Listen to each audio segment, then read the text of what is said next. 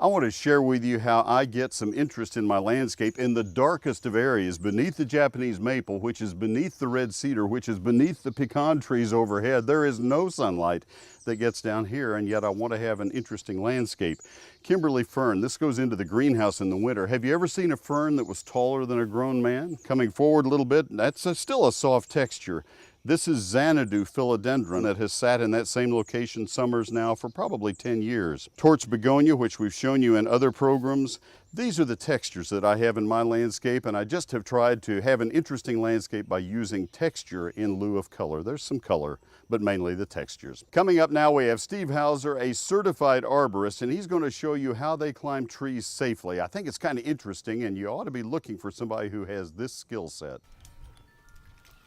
We're visiting in my yard now with Steve Hauser of Arborilogical Services. They do my tree work here.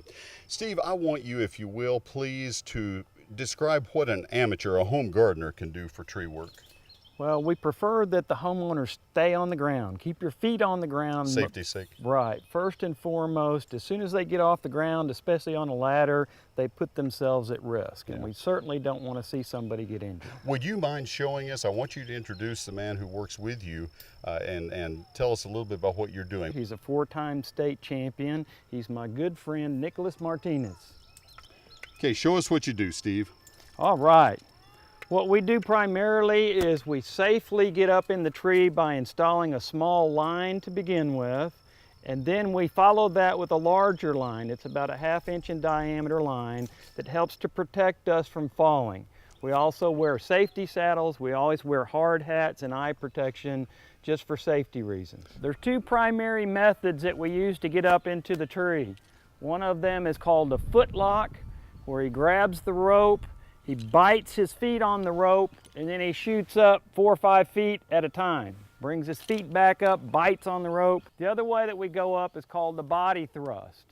And that's where the rope comes down to the saddle, and you throw your hips as you pull back on the rope to advance yourself a few feet at a time. Once we get up into the tree and we're roped in, we can move around out on different limbs like this way, up and out on different limbs here. Either way, I'm always protected from fall. Now that he's up into the tree, he's going to take the rope, and he's going to put it around the limb similar to this and tie it into his saddle. He'll be tied into the tree at all times. We're never free climbing. For larger dead limbs, we'll have to bring up a chainsaw, which is typically tied on to the end of our large climbing line, and then carefully hoist it up into the tree. Once he gets it up into the tree, when he's not using it, he'll hang it on the back clip of his saddle so it's back out of the way. If you're looking for a certified arborist anywhere around the nation, you can check with the International Society of Arboriculture that keeps a listing on their website. We're getting just a little bit of a shower as we tell you that Dick Lentz with Lentz Landscape Lighting at his home is coming up next. You're going to love this. What a beautiful landscape and what beautiful lighting. Today I'll be taking some of this fresh corn on the cob and showing you how to grill it 2 ways. We'll be grilling it in the husk and straight on the grill. I'll also be making a fresh summer corn salsa and pairing it with a garlic lime seared steak.